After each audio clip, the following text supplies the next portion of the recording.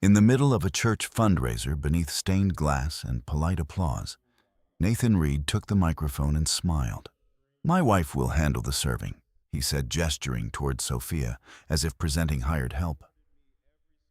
Eleanor Reed did not correct him. She lifted her chin and added, "She's good at taking care of things." Sophia collected the empty glasses from the donor table, and walked past 100 witnesses who pretended not to see. Nathan believed he was displaying order. He did not know that within weeks, Sophia Watson Reed would quietly become the sole heir to a $300 million estate, protected, documented, untouchable. He thought she had nowhere to go. He was wrong. If you believe dignity should never depend on who holds the microphone, stay with this story. Before we continue, tell me where you're watching from and what your local time is right now. Justice sounds different in every time zone.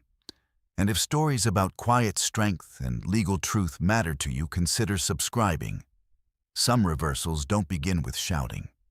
They begin with silence. The Reed house stood on a quiet, tree-lined street in Westport, Connecticut. Its white shutters freshly painted every spring, whether they needed it or not. Nathan Reed liked things that looked maintained. Order, at least from the outside, reassured him. Inside the house operated on a different kind of maintenance. Sophia Watson Reed woke at 5:30 every morning, not because anyone asked her to, because Eleanor Reed preferred her tea at 6 sharp, steeped for exactly 4 minutes, with 1 slice of lemon, never 2. Nathan preferred his coffee at 6:15, black, placed on the right side of his placemat. These preferences had evolved into expectations, and expectations over time had hardened into rules. Sophia moved through the kitchen in silence. She had learned that silence prevented escalation. She did not slam cabinets. She did not sigh. She measured water precisely, as if precision itself could keep the day from tipping sideways. At 34, Sophia worked remotely as a records compliance specialist for a regional health insurance company. Her job required attention to detailed documentation, timelines, regulatory codes. She was good at it. She understood the comfort of paper trails and time-stamped emails. Evidence did not shout. It waited. Nathan, 38, called himself an independent financial advisor. The word independent mattered to him. It suggested authority, success, control. In reality, his client list had thinned over the past 2 years, a fact he discussed with no one.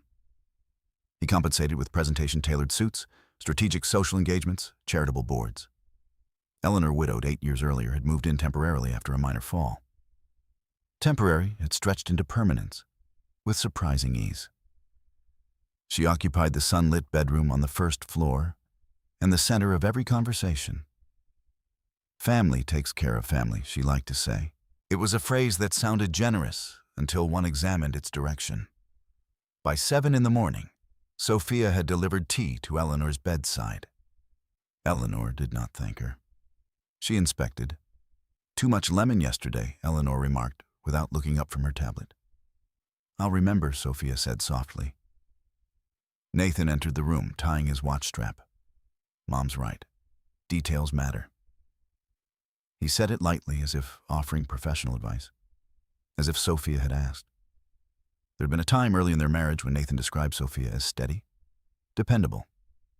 He admired that she did not argue over small things. He mistook restraint for agreement. Over time, new rules emerged. Sophia handled all of Eleanor's medical appointments.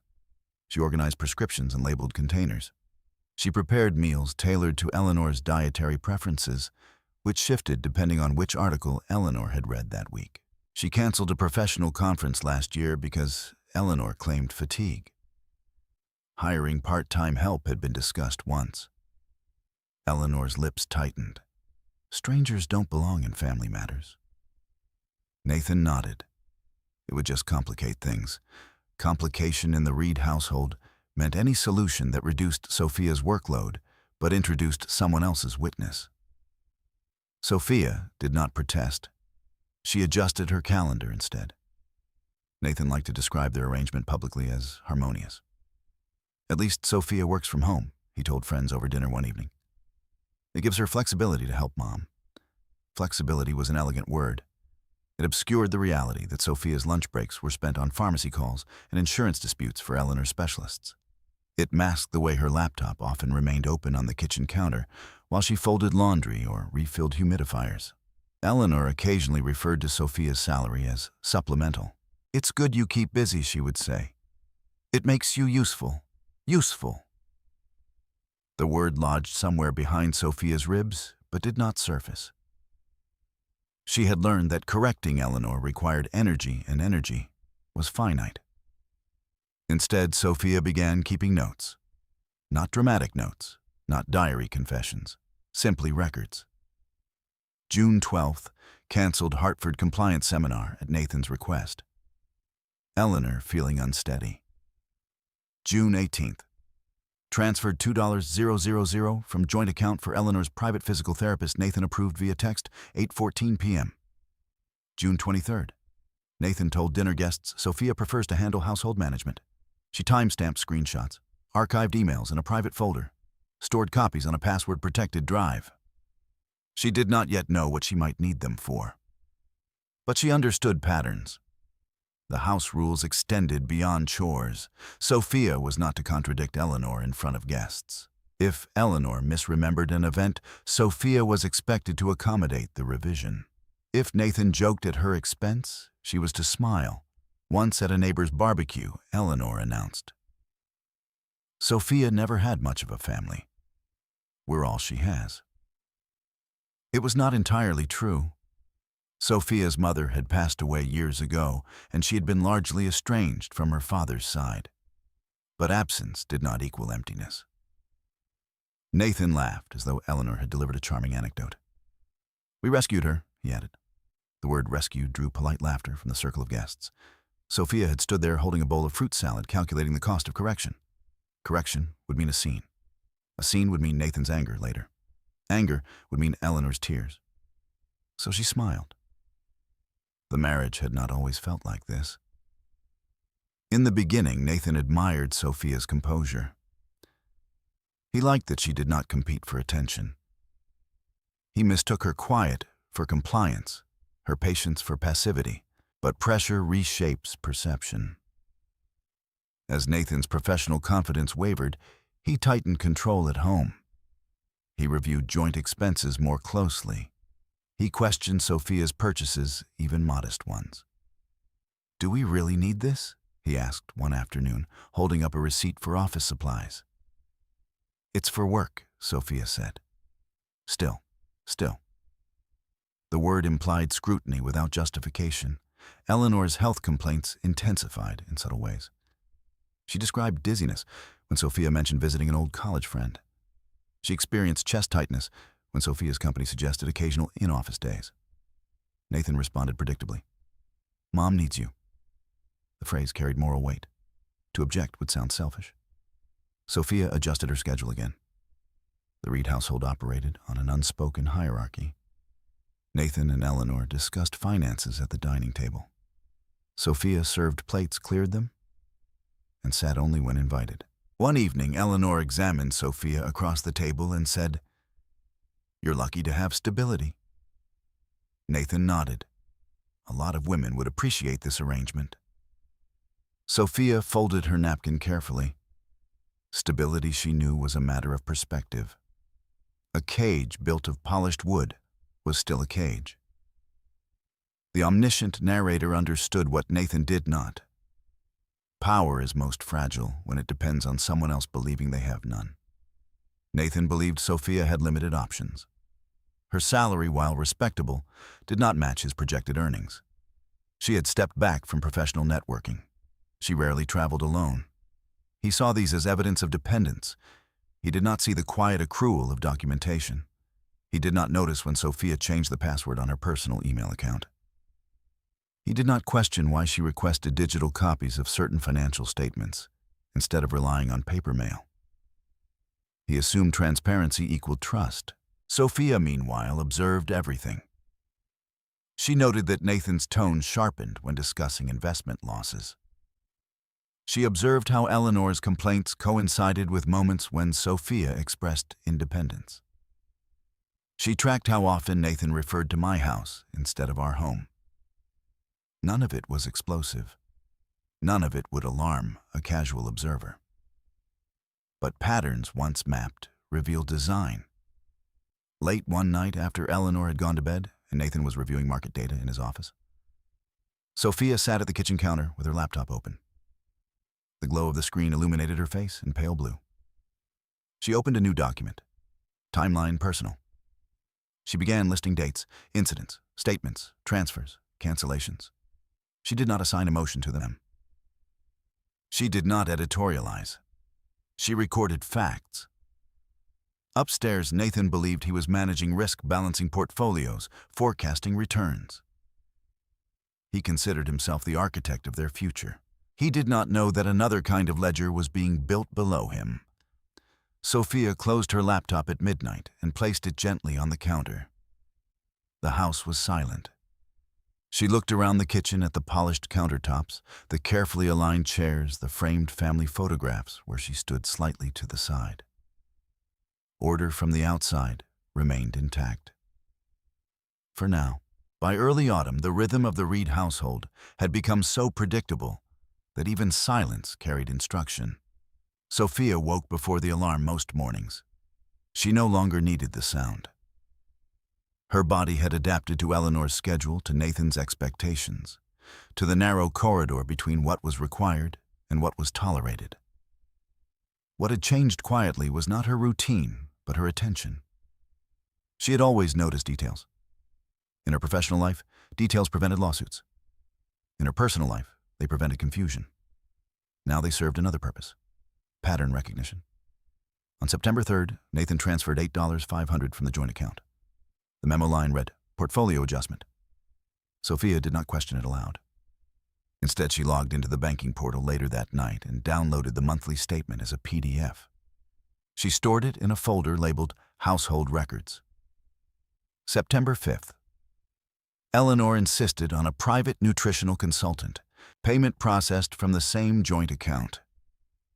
September 7th, Nathan declined Sophia's suggestion to revisit the household budget. "We're fine," he said, not looking up from his phone. Fine was another elegant word. It blurred specifics. Sophia recorded the dates. Her notes had grown more structured. She created categories: financial, verbal, public, medical. She time-stamped incidents. She cross-referenced texts with expenditures. She did not yet attach intention to them. She simply allowed the data to accumulate. If anyone had asked her what she was doing, she would not have known how to explain it. She was not planning retaliation. She was not rehearsing confrontation. She was preserving reality. The subtle humiliations continued small enough to dismiss individually, cumulative enough to alter gravity. One Friday evening, Nathan invited 2 colleagues over for dinner. He informed Sophia at 4:15 p.m. "It'll be good for you to meet them," he said. "Just keep things simple." Keep things simple meant preparing a 3-course meal without assistance and ensuring Eleanor remained comfortable but not conversationally dominant. It meant presenting the image of cohesion. Sophia adjusted her work schedule and began cooking. When the guests arrived, Nathan introduced her with a casual smile. "Sophia keeps everything running."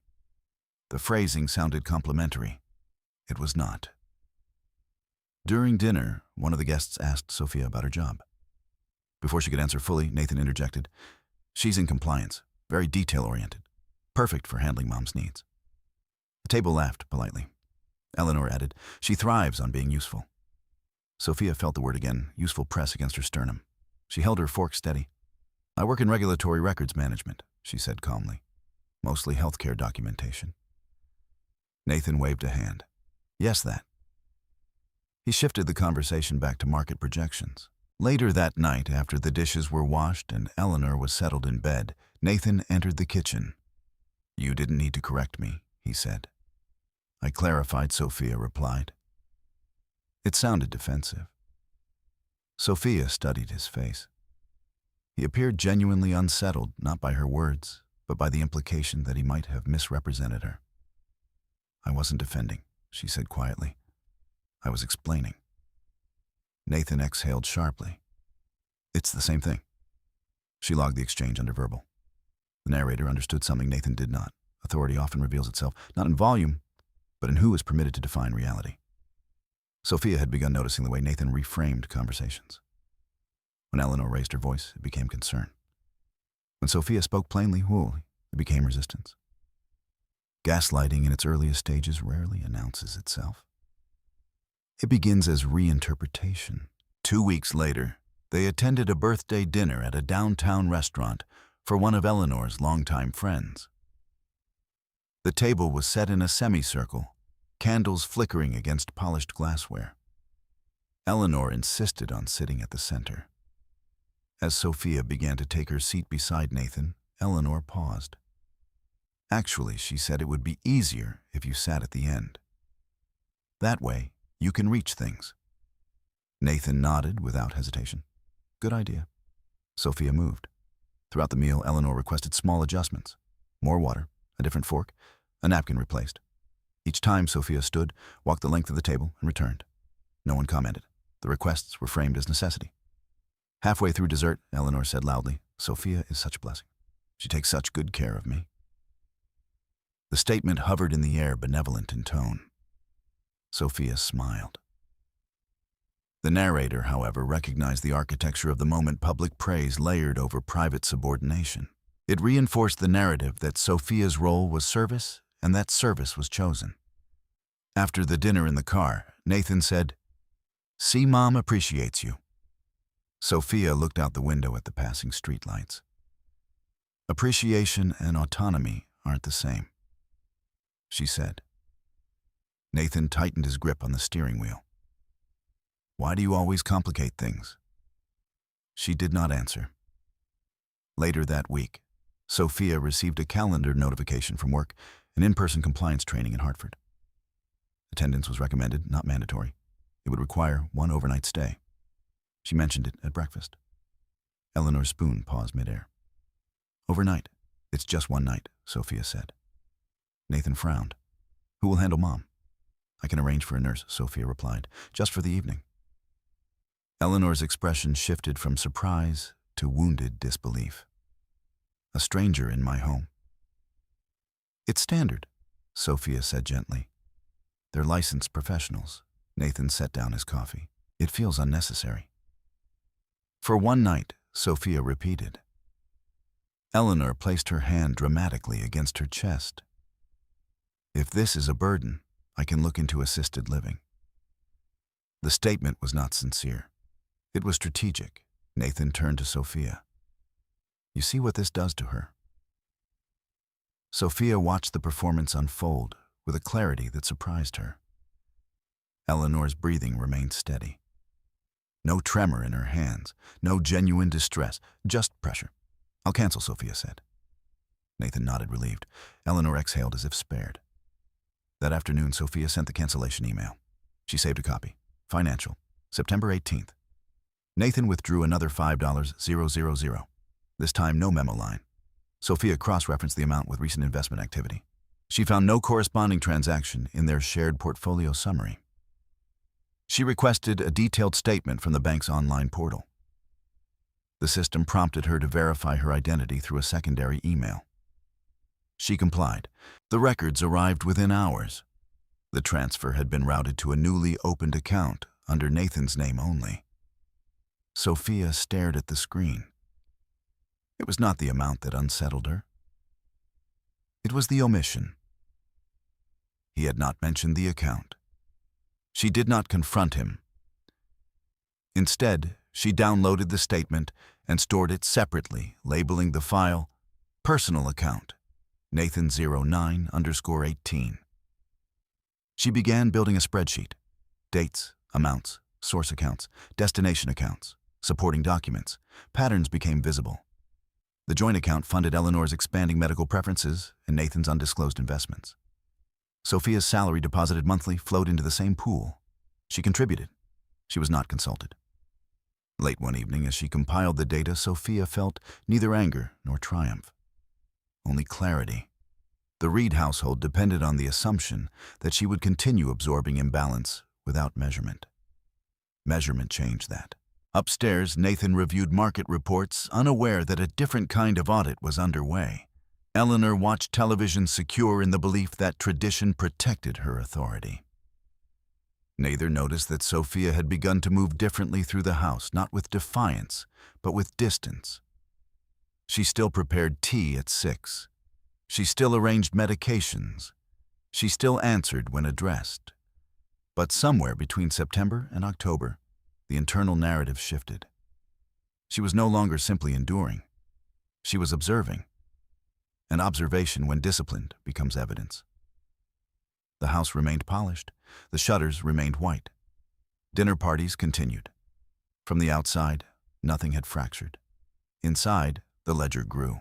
The email arrived on a Tuesday afternoon, filtered into Sophia's spam folder between a promotional coupon and a fraudulent shipping notification. She would not have seen it at all if she had not been searching her inbox for a missing compliance attachment. The subject line was formal: real estate matter, confidential, time-sensitive. The sender, Carter and Doyle, estate law, Hartford, CT. Sophia almost deleted it. Almost. She opened it instead. The message was concise. It addressed her by her full legal name, Sophia Elaine Watson Reed, not the shortened version most people used. It referenced an estate matter connected to the Watson family line and requested verification of identity through a secure portal. No details were included, only a phone number, a case reference code, and a request for discretion. Sophia read it twice. Her pulse did not quicken. That was not her way. She examined structure before reaction. The domain was legitimate. The formatting was professional. The language was precise, not urgent in the manipulative sense. She forwarded the email to her personal encrypted account. Then she archived it. She did not reply.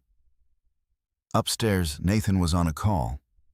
"I told you we'd recover Q3 losses," he said sharply into his headset. "You have to trust the strategy." Sophia listened to the cadence of his voice, the way confidence sharpened when challenged. She wondered if the person on the other end could hear the strain beneath it. The narrator, who understood more than either of them, recognized the symmetry. As Nathan fought to maintain control over volatile portfolios, a far larger asset, one he did not know existed, was quietly aligning elsewhere. That evening at dinner, Eleanor criticized the green beans. "Too soft," she said, pushing them slightly to the side. Nathan barely looked up. "Mom likes them crisp." "I steamed them for 7 minutes," Sophia replied. 6 would have been better, Eleanor said. Sophia nodded and stood to clear the plate.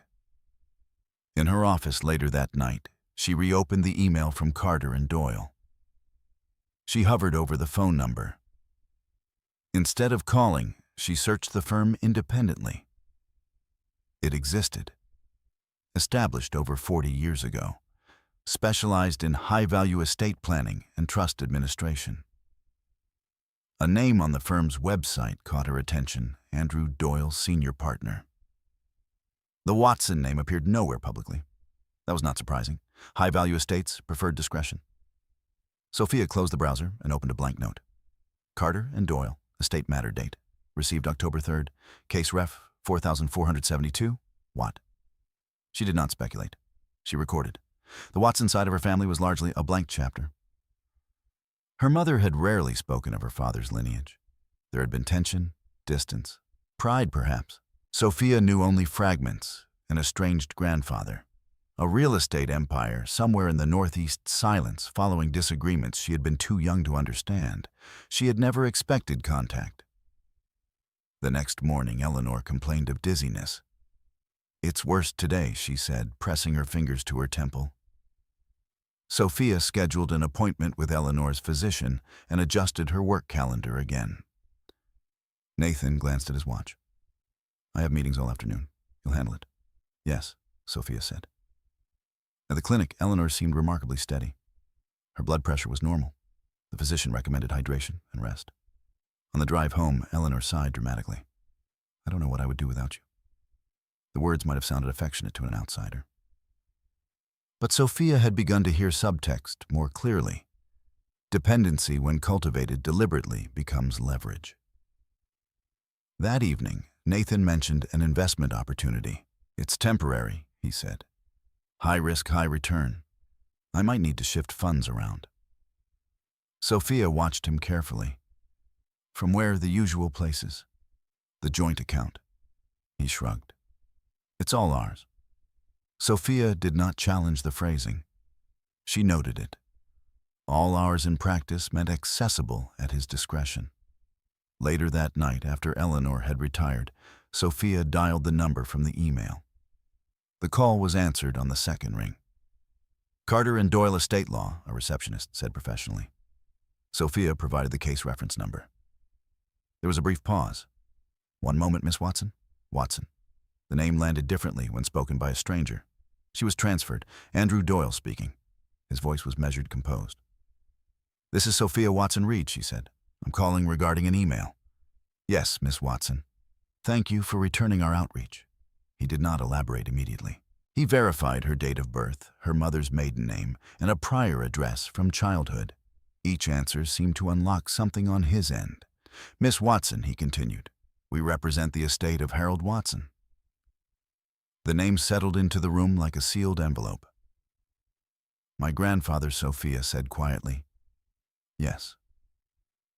There was a pause, not dramatic, simply respectful. "Certain trusts established under his estate are reaching a stage of activation," Doyle said. "You are listed as a primary beneficiary." Sophia did not speak. "We would prefer to discuss specifics in person," he added. "However, I can confirm that the estate is substantial." "Substantial." The word carried weight, but no number. "I understand," Sophia said evenly. "What documentation do you require?" The question seemed to please him. He outlined verification steps, identity confirmation, and a preliminary meeting in Hartford. He emphasized discretion. "Until formal review, I advise you not to discuss this matter widely," he said, "particularly in shared financial contexts." Shared financial contexts. Sophia thought of the joint account, of Nathan's new personal account, of Eleanor's sudden medical escalations. "I understand," she repeated. They scheduled an appointment for the following week. When the call ended, Sophia remained seated at her desk. She stared at the wall for several seconds. Her breathing was steady. Her hands did not shake. The narrator understood that shock does not always arrive as noise. Sometimes it manifests as recalibration. Upstairs, Nathan called down Sophia.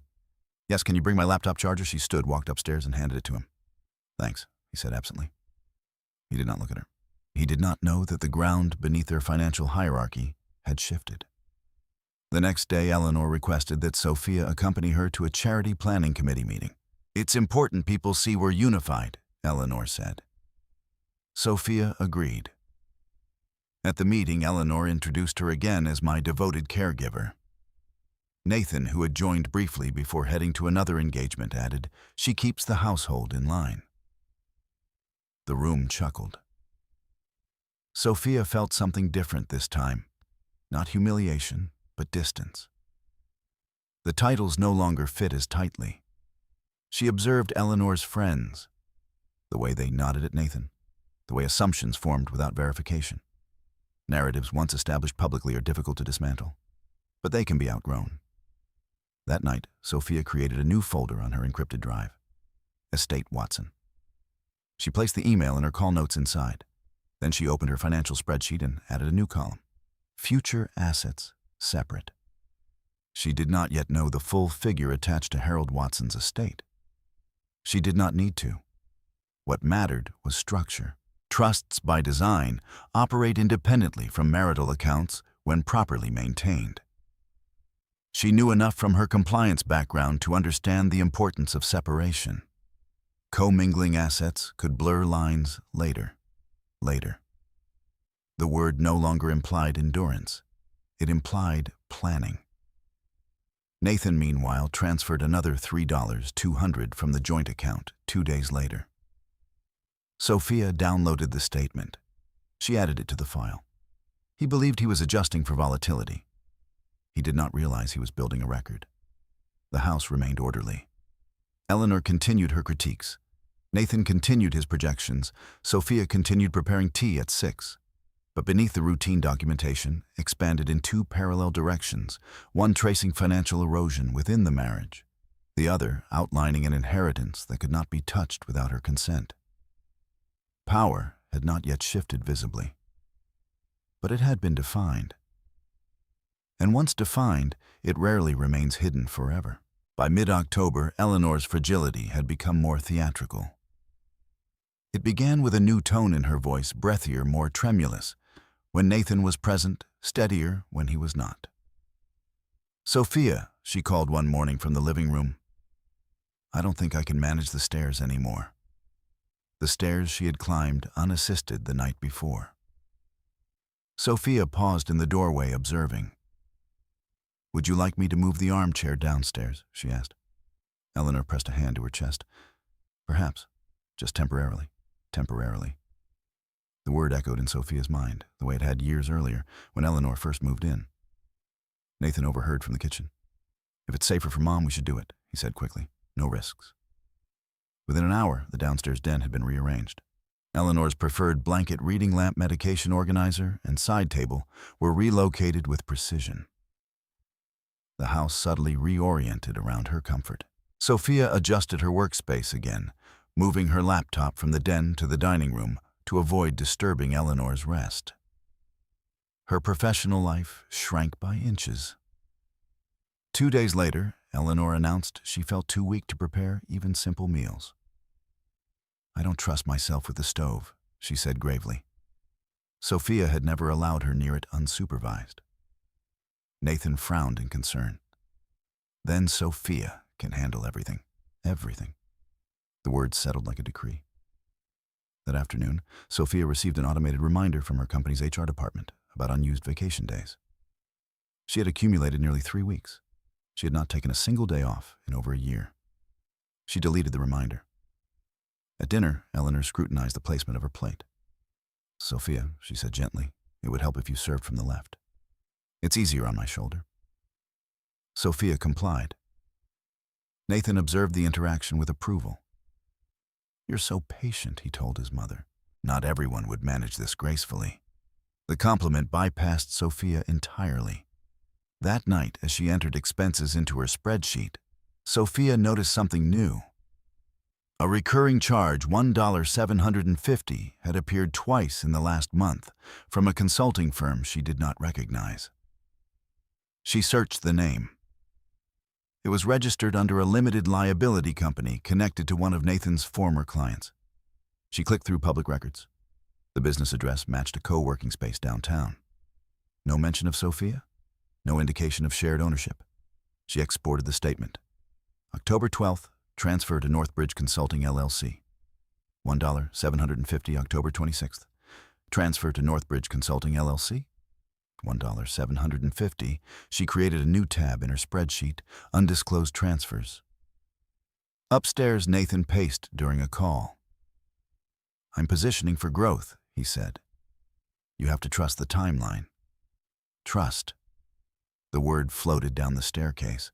Sophia wondered how often trust was invoked precisely when transparency was absent. The following weekend, Eleanor proposed something new. "It would ease my mind," she said, folding her hands carefully, "if we formalize certain responsibilities." Nathan looked intrigued.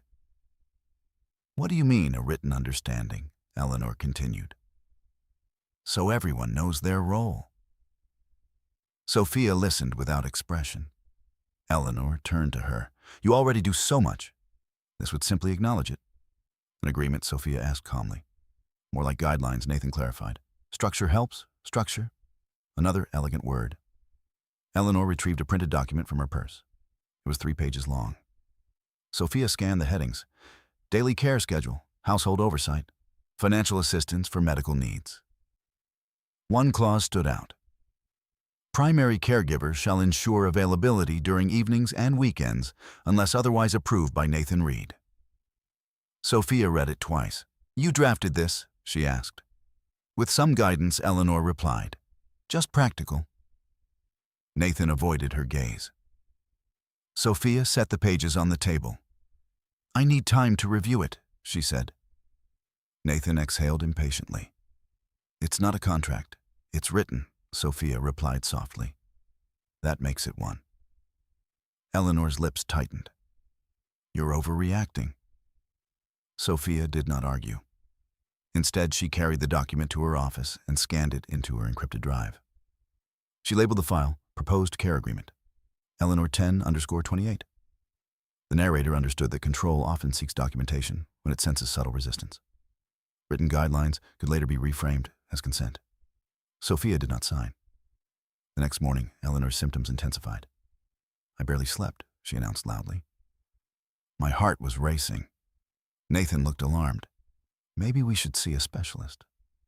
Sophia nodded. "I can schedule one." Eleanor turned to her son. "I don't want to burden Sophia." Nathan's jaw tightened. "You're not a burden, Mom." Sophia observed the choreography. The pattern had become unmistakable. Every step towards independence was countered with vulnerability. Every boundary suggestion was met with emotional escalation. That afternoon, Sophia prepared for her upcoming meeting with Carter and Doyle. She gathered identification documents, birth certificate, social security card, marriage certificate. She paused at the last item, marriage certificate. She added it to a separate folder labeled Personal Legal. Then she reviewed the estate email again. Andrew Doyle's wording had been deliberate, particularly in shared financial contexts. She opened a new checking account at a different bank that evening, in her name only. She deposited a modest portion of her next paycheck there. Not secretive, simply separate. The following day, Nathan noticed the smaller balance in the joint account. "Did payroll change?" he asked casually. "I adjusted my direct deposit," Sophia replied. "To where a personal account?" Nathan frowned. "Why for clarity?" He studied her face. Clarity about what Sophia met his gaze evenly. "My income." The silence stretched. Eleanor entered the room leaning slightly on the doorframe. "Is everything all right?" Nathan forced a smile. "Just budgeting." Eleanor's eyes moved between them. Sophia recognized the calculation in her expression. That night, Eleanor called Sophia into the den. "You're unsettling him," she said quietly. "I'm separating my salary," Sophia replied. "Marriage isn't about separation." Sophia folded her hands calmly. "Neither is it about erasure." Eleanor's voice cooled. "Be careful, Sophia. Stability can be fragile." The narrator knew something Eleanor did not. Fragility often belongs to systems built on unexamined power. Upstairs, Nathan opened his laptop and reviewed the joint account again. The numbers were lower than expected, not drastically, just enough to register. He closed the tab and opened his investment dashboard instead. Sophia returned to her desk. She opened her spreadsheet and added a new line. October 30th, opened personal account. Direct deposit modified. She did not feel triumphant. She felt aligned. The Reed household still revolved around Eleanor's needs. Meals were prepared, appointments scheduled, laundry folded. From the outside, compliance remained intact. But beneath it, separation had begun.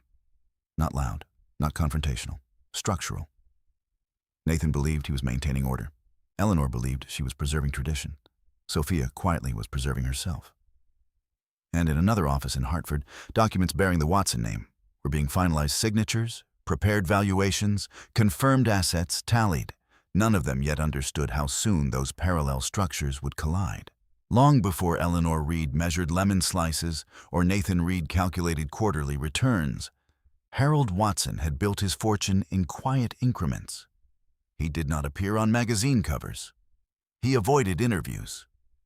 He acquired land in undervalued corridors along the northeast coast.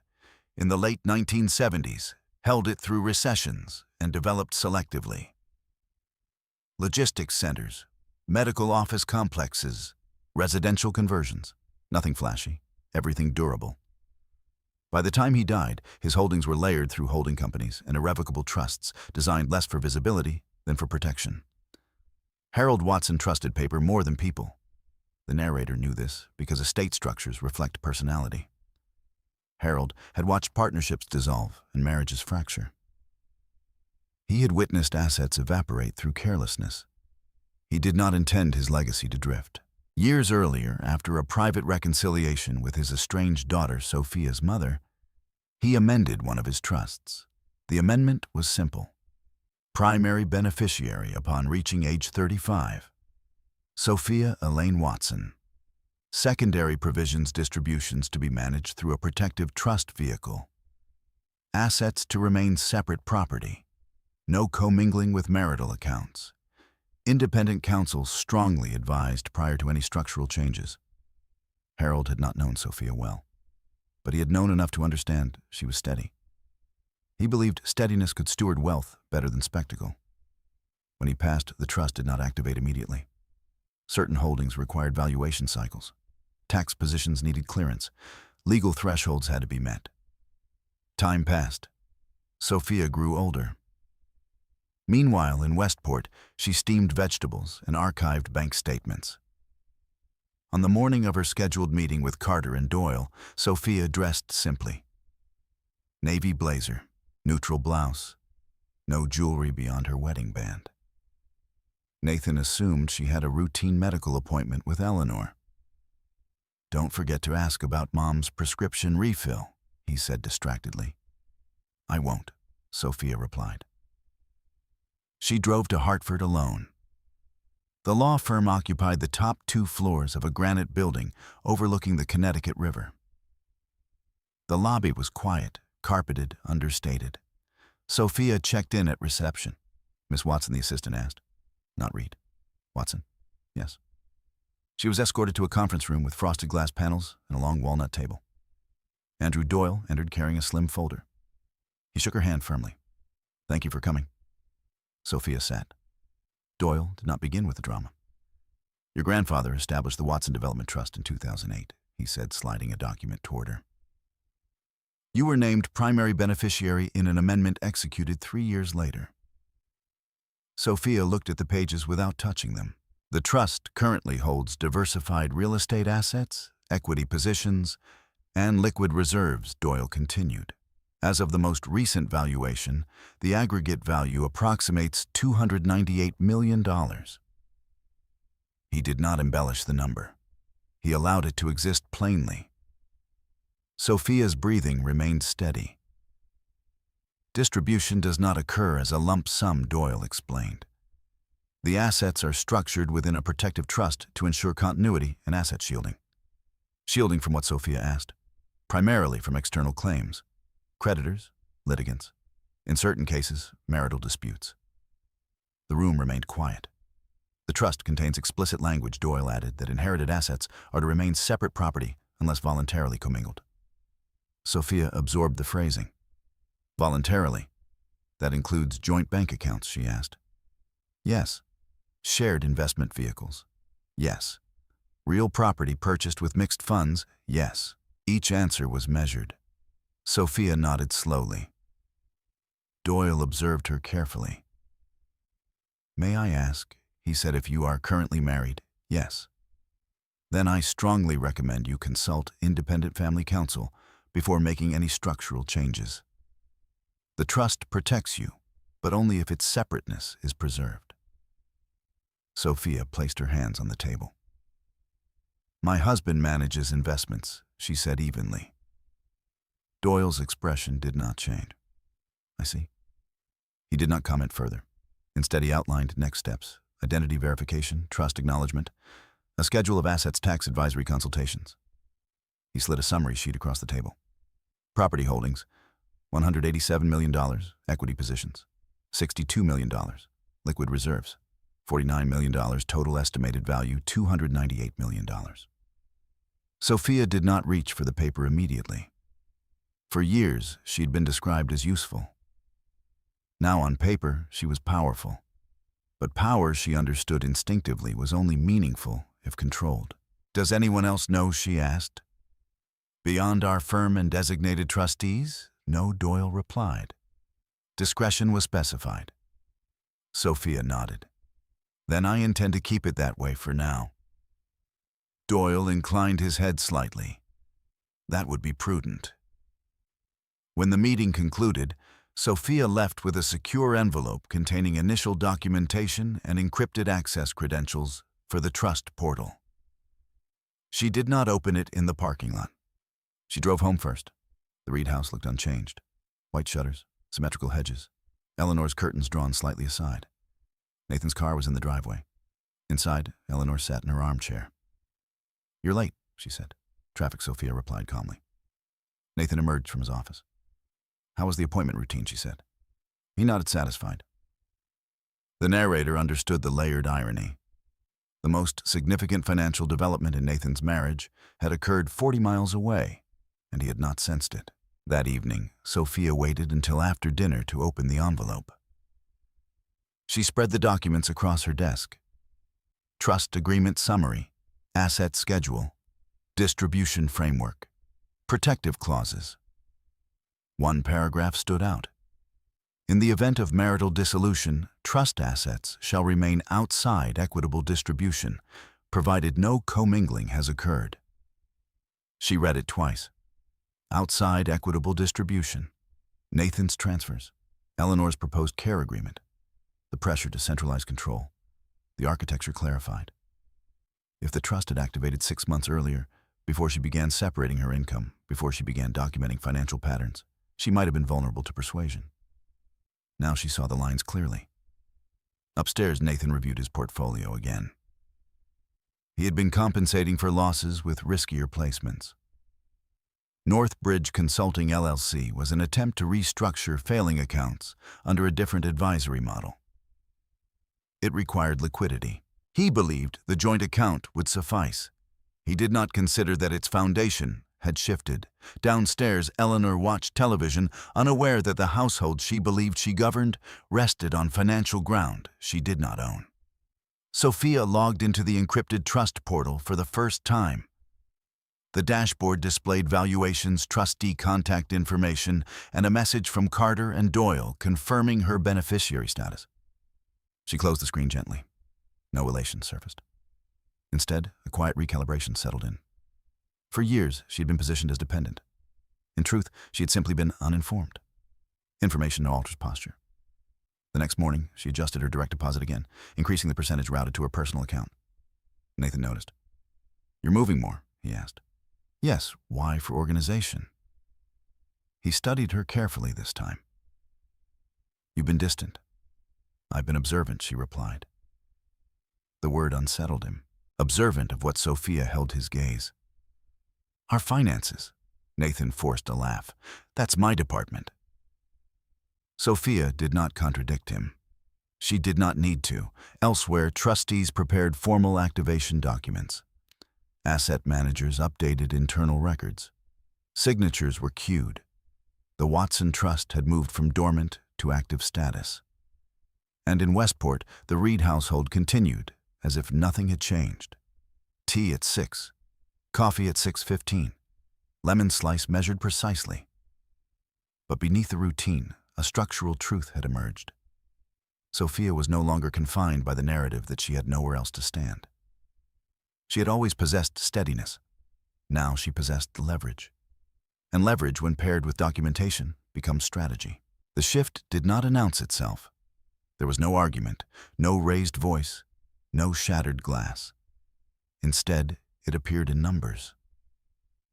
On November 4th, Sophia noticed a transfer of $12,400 from the joint checking account into Nathan's personal investment account. The description was minimal capital allocation. She opened her spreadsheet and entered the figure. November 4th, $12,400 joint, personal investment. Nathan. She cross-referenced the timing with her monthly mortgage payment due in 8 days. The balance remaining in the joint account was enough but thinner than usual. Nathan had not mentioned the transfer. At breakfast the next morning, he discussed market optimism. Q4 tends to correct volatility, he said confidently. You just have to know when to move. Sophia buttered toast methodically. When did you move? She asked evenly. Nathan paused for a fraction of a second. What do you mean, funds? She said. From the joint account. His expression shifted subtle irritation. It's fluid, he replied. You don't need to track every dollar. Sophia met his gaze. I track patterns. The words landed softly. Nathan leaned back in his chair. Are you questioning my judgment? No, she said. I'm asking about transparency. Eleanor entered the kitchen at that moment, leaning slightly on her cane. Is something wrong? Nathan's voice softened instantly. Just financial housekeeping. Eleanor turned to Sophia. You worry too much. Nathan understands these things. Sophia nodded. She did not argue. Later that afternoon, while Eleanor napped, Sophia logged into the banking portal again. She downloaded not only the most recent statement, but the prior 6 months. She began constructing a broader timeline.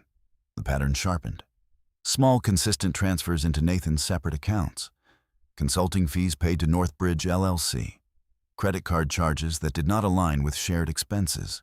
The narrator understood that financial opacity is often disguised as expertise. Nathan had built a career on the perception of control. He believed that complexity shielded scrutiny. He did not anticipate scrutiny from inside his own house. Sophia opened a new tab and researched Northbridge Consulting LLC more deeply. Public filings revealed it had been established only 8 months earlier. Registered agent Nathan Reed. She leaned back in her chair. Northbridge was not a client. It was his. She did not feel anger. She felt confirmation. That evening, Eleanor called her into the den again. I've been thinking about the care agreement, Eleanor began gently. Sophia remained standing. It's simply to protect everyone. Eleanor continued. If something were to happen to me, there would be clarity. Clarity for whom? Sophia asked quietly. Eleanor's eyes narrowed slightly. For Nathan. Sophia folded her hands. If something happens to you, medical professionals will handle it, she said. Not paperwork. Eleanor's lips pressed thin. You've changed, she observed. Sophia considered the statement.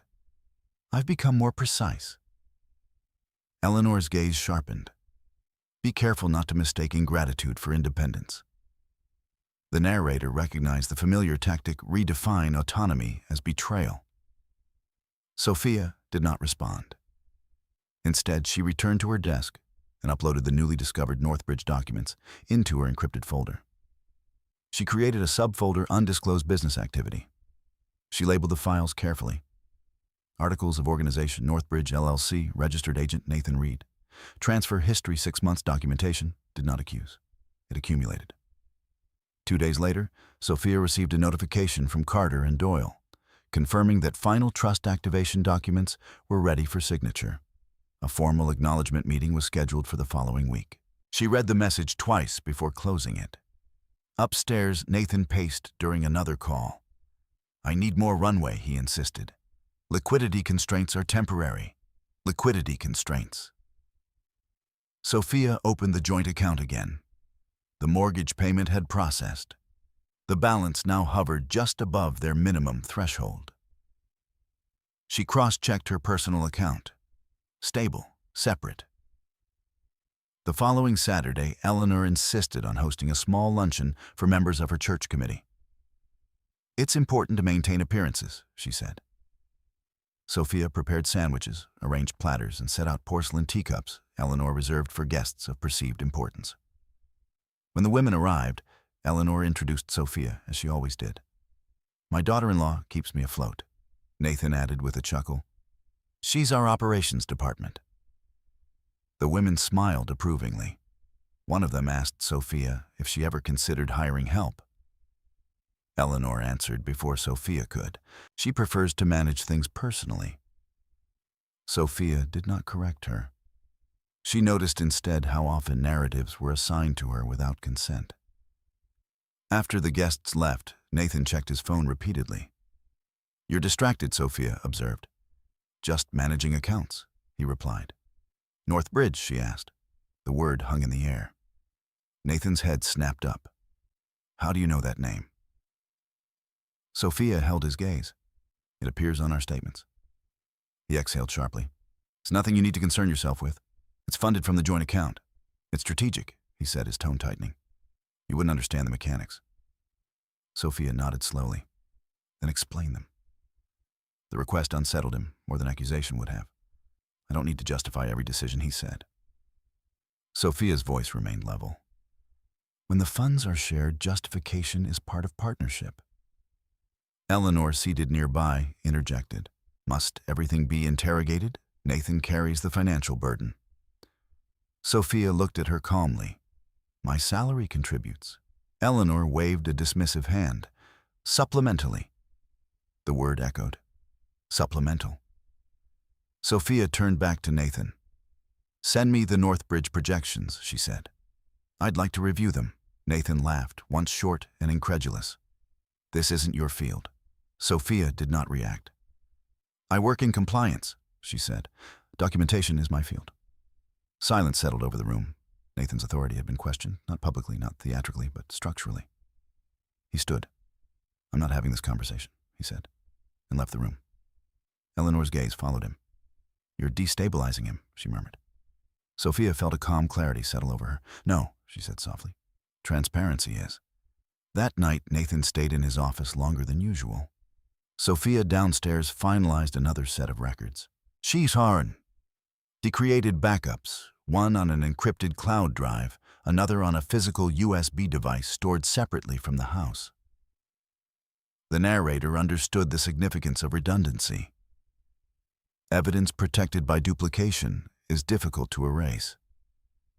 Meanwhile, in Hartford, trustees finalized asset allocation schedules tied to Sophia's name. Tax counsel reviewed compliance notes. Activation signatures were dated. The Watson Trust was no longer pending. It was active. Back in Westport, Nathan refreshed his investment dashboard repeatedly. Northbridge required additional infusion to stabilize a faltering position. He calculated potential sources. The joint account remained his assumed reservoir. He did not know its relevance was diminishing. Sophia closed her laptop near midnight. She walked through the darkened house, checking locks, turning off lights. In the den, Eleanor slept upright in her chair, television flickering softly across her face. Upstairs, Nathan's office door was closed. Sophia paused at the foot of the staircase. For years, she had believed endurance was strength. Now she understood something different. Documentation was strength. Separation was strength. Information held quietly was strength. She returned to her room and removed her wedding band, placing it carefully in the drawer beside her bed. Not as a declaration, as a placeholder. The pattern had been mapped. The numbers had been captured. And the moment when those patterns would be presented not in argument, but in procedure, was approaching. The second public fracture came wrapped in silver ribbon and polite applause. Eleanor's oldest friend, Marjorie Hale, was celebrating her 40th wedding anniversary at a private country club overlooking Long Island Sound. The invitation had arrived weeks earlier, embossed and formal. Attendance, Eleanor insisted, was non-negotiable. It reflects on us, she said. On them. Sophia selected a navy dress, modest, structured, unremarkable. She pinned her hair back neatly. She wore her wedding band again, not out of sentiment, but continuity. She understood the value of appearances. Nathan adjusted his cufflinks in the hallway mirror before they left. Smile tonight, he said lightly. Mom's reputation matters here. Sophia met his reflection. I always smile, she replied. The ballroom shimmered with crystal chandeliers and low orchestral music. White linen tables circled a polished dance floor. Servers in black vests moved quietly between guests. Eleanor entered, leaning on Nathan's arm, posture slightly exaggerated. Sophia followed half a step behind. Marjorie greeted them warmly. Eleanor. You look wonderful. Eleanor pressed a hand theatrically to her chest. I managed with Sophia's help. Nathan chuckled. She's indispensable, he said. Practically our in-house caretaker. The word landed cleanly in the open air. Caretaker, not wife, not partner. Sophia felt several pairs of eyes flick toward her before drifting away again. The narrator understood the power of labeling. Words shape witness memory. They were seated at a table near the front, Eleanor in the center, Nathan to her right, Sophia at the outer edge. Midway through the first course, Eleanor frowned slightly. My water is warm. Sophia reached for the pitcher. A moment later, Eleanor sighed. I think my shawl slipped. Sophia stood again.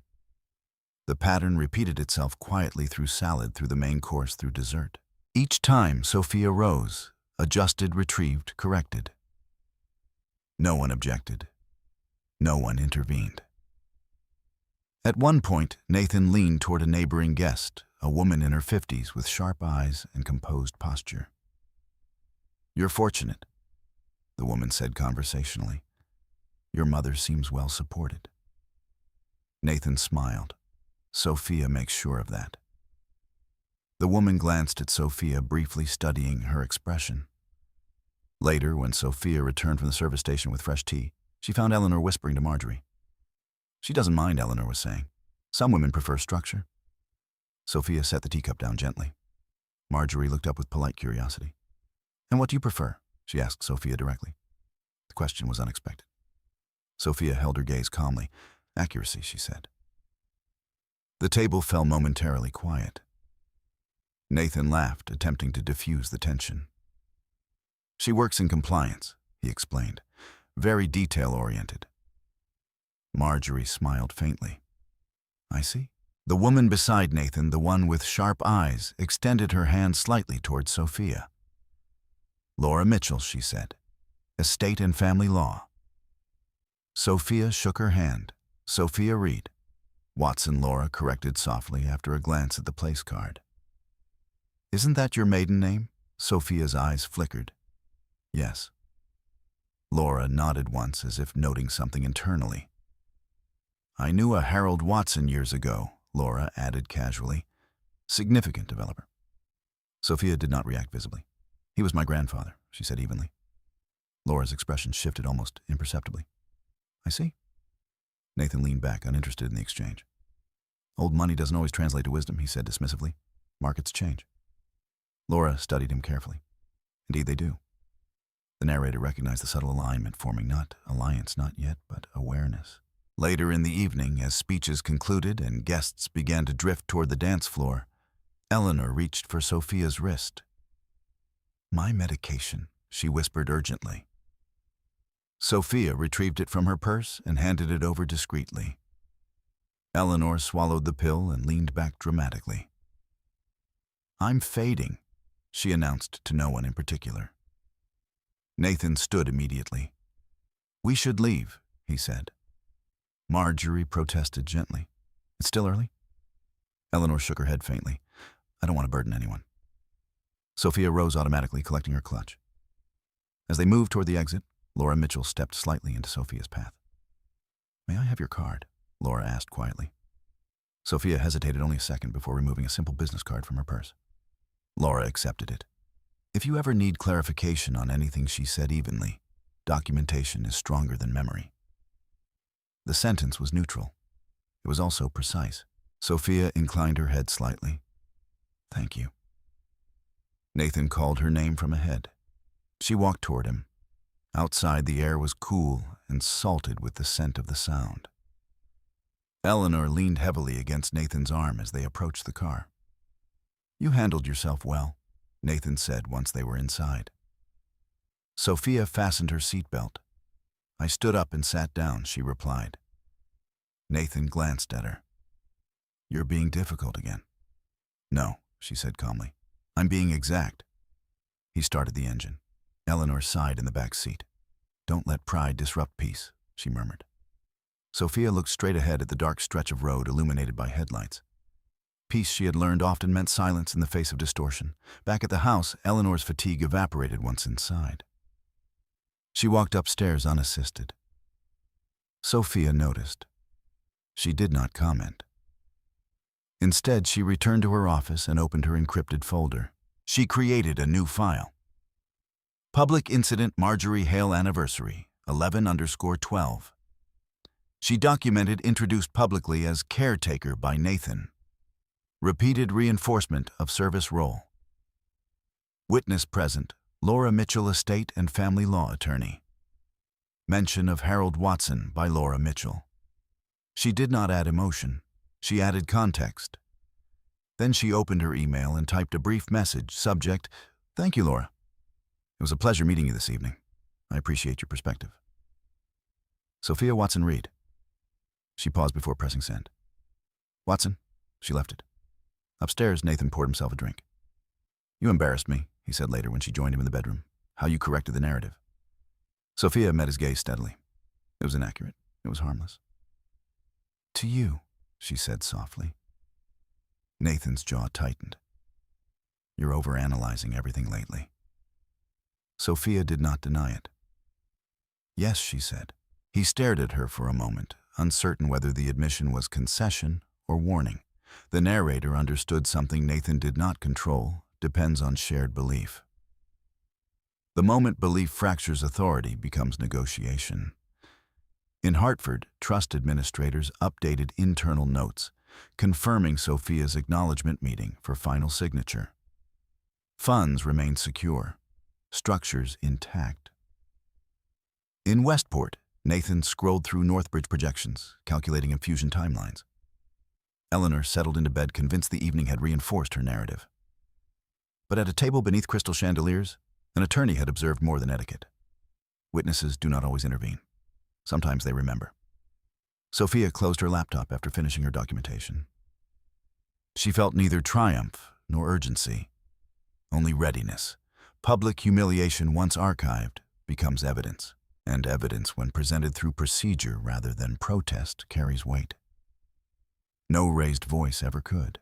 The first recording was accidental. At least, that was how it began. On a cold Thursday evening in late November, Nathan was in his office with the door half closed. Sophia was in the kitchen reviewing a compliance report on her laptop while a pot simmered quietly on the stove. Eleanor had complained all afternoon of pressure behind her eyes. By evening, the complaint had sharpened into accusation. "She's distracted." Eleanor told Nathan loudly enough for Sophia to hear. "I don't feel prioritized." Nathan's voice carried down the hallway. "She's been distant lately." Sophia did not respond. She adjusted the stove heat and returned to her laptop. Her phone, resting on the counter, buzzed. A voicemail notification. She glanced at the screen. Nathan Reed. 0:42 seconds. Strange. He was upstairs. She tapped play. His voice filled the kitchen sharp and unfiltered. "If you're going to keep acting like this, don't expect me to keep covering everything. You don't contribute enough to start making demands. Remember that." There was a pause, a rustle.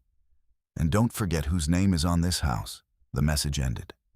Sophia stared at the screen. He had intended to call someone else, perhaps a client, perhaps Northbridge. Instead, he had called her and left the message before realizing. Upstairs, she heard his footsteps pause. Then the click of his phone. A moment later, her phone rang again. She did not answer. It went to voicemail. A second message arrived almost immediately.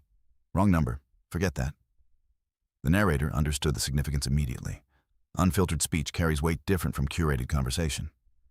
Sophia saved both voicemails. She forwarded them to her encrypted email account. Then she downloaded the audio files and stored them in a folder labeled Audio 11_23, Nathan. She did not confront him. Instead, she finished cooking dinner. At the table, Nathan avoided her eyes. "Did you get a weird call from me earlier?" he asked casually. "Yes," she said. He cleared his throat. "Client misunderstanding." "I see." Eleanor watched them both carefully. "Communication is so important," she said mildly. Sophia nodded. Yes, she agreed. Later that night, another opportunity presented itself, not engineered, not manipulated, simply unguarded. Nathan and Eleanor were in the den discussing finances. Sophia was upstairs in her office, reviewing trust documents from Carter and Doyle.